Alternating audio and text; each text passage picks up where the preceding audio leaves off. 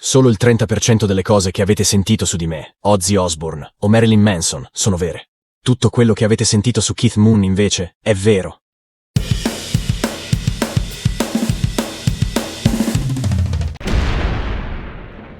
Keith era come una batteria che non si esauriva mai, continua Alice Cooper, grande amico del leggendario batterista degli Who.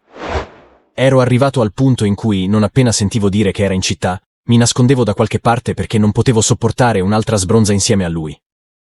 Keith Moon, noto tra gli amici come Moon the Loon o Moon il Folle, e tra gli amanti della musica rock e non come uno dei batteristi più geniali di sempre, ha non solo entusiasmato il pubblico con il suo stile unico di batterista, ma è stato anche uno dei personaggi più stravaganti, eccentrici e per l'appunto folli dell'intera scena rock degli anni 60 e 70.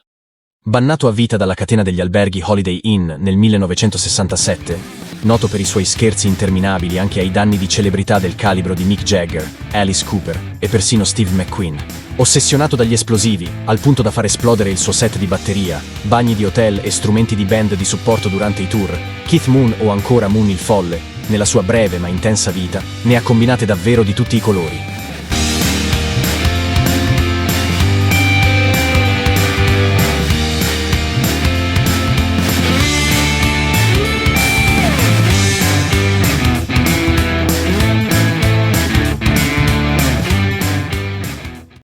Come riconobbero quasi tutti i suoi amici, anche dopo la sua tragica morte a soli 32 anni, Keith Moon era quel genere di amico capace di metterti in imbarazzo, ma con il quale era impossibile arrabbiarsi.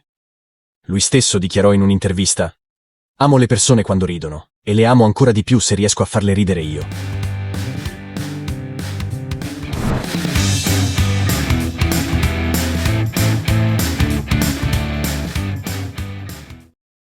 23 agosto 1967, 21° compleanno di Keith Moon.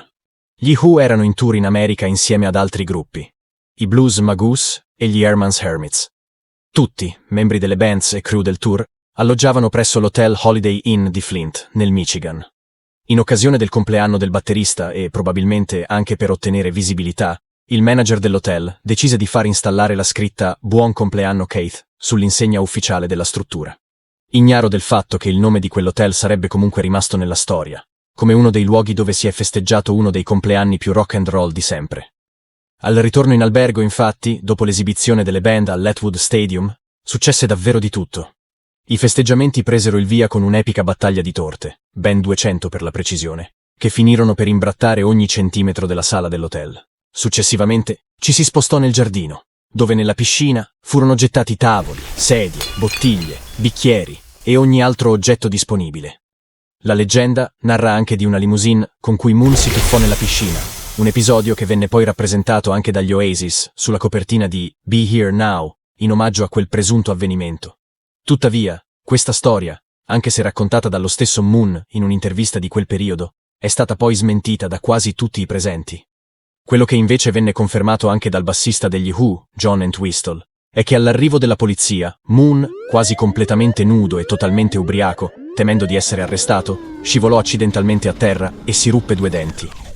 Portato di corsa dal dentista, lo stato di ubriachezza del batterista era così elevato che venne operato senza anestesia. Ciliegina sulla torta, nel frattempo, fuori dall'hotel, qualcuno ebbe l'idea di impiegare gli estintori per tentare di ripulire la carrozzeria di alcune macchine, anch'esse coinvolte nei festeggiamenti.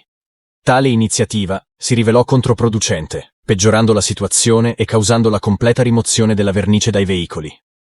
La festa di compleanno si concluse con una multa salatissima per danni, accompagnata dall'invito da parte della catena Holiday Inn a non presentarsi mai più presso nessuna delle loro strutture. Questo rappresenta solo uno degli eccentrici episodi in cui la stravaganza di Keith Moon prese di mira un hotel. In un'altra circostanza, assieme a Pete Townshend, tentò di trasportare un materasso d'acqua, circa 4.000 galloni, dalla sua stanza fino all'ascensore della struttura, con l'intento di mandarlo giù ad allagare la hall. Il tentativo però fallì al primo colpo.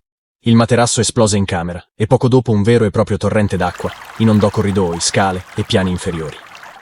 In un'altra occasione, con la presenza di Alice Cooper, Moon, per recuperare una cassetta di registrazioni dimenticata nella camera adiacente assegnata a Pete Townshend, ebbe la geniale idea di abbattere la parete di cartongesso che separava le 2 stanze. Alla domanda dei responsabili dell'hotel, saliti di corsa per via dei rumori, «Ma chi è stato a far questo buco?», Moon rispose: Topi. Sono stati degli enormi topi. La fama accumulata nel corso degli anni per la sua passione nel distruggere camere d'albergo lo condusse persino a partecipare, nel 1977, in modo divertente e simpatico, a uno sketch televisivo con Steve Martin a Los Angeles. Durante la performance, il batterista inglese mostrò al pubblico il modo corretto per devastare una stanza di hotel.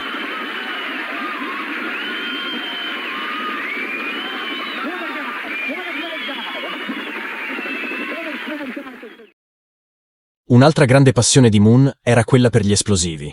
Nel corso del tour inglese del 1967, lui e Entwistle trovarono modo di divertirsi facendo scherzi ai membri di un'altra band, gli Heard. Una delle loro vittime era Andy Bone, il tastierista della band, il quale si trovò nella sorprendente situazione di vedere la sua tastiera esplodere da un momento all'altro, grazie a un detonatore installato e attivato nel backstage dai due membri degli Who. In un'altra circostanza, durante il debutto televisivo negli Stati Uniti degli stessi Who, nella trasmissione The Smother Brothers Comedy Hour, Keith Moon collaborò con un esperto di pirotecnica per escogitare un modo di far esplodere la batteria durante la consueta pratica della band di distruggere gli strumenti al termine dello spettacolo. Tuttavia, prima di andare in diretta, i due esagerarono con la quantità di esplosivo caricato, trasformando ciò che doveva essere un semplice effetto scenico in un'esplosione di dimensioni considerevoli, simile a quella di una bomba.